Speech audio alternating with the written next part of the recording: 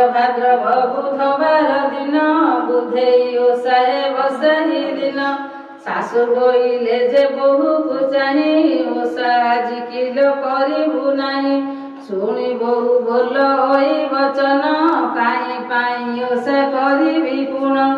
पांच पुत्र मले राजा आज्ञारे ओषा करिबी केउ प्रकारे शुणिन सासु बोलई वचन रखिबे ताकुल बुद्धिबा मन एमत शुणी ओषा विधि कले कोठीरे बसी हुड़हुड़ी देले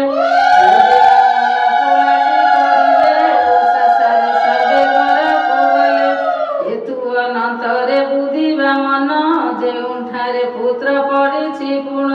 सेठारे जाई प्रवेश होई गंडी मुंड जोड़ी देले कनै फूल पानी देई छिंची उपरे पुत्र माने तही उठिले धीरे बुद्धिबा मन महिमा शेष घरे जाई पुत्र हेले प्रवेश।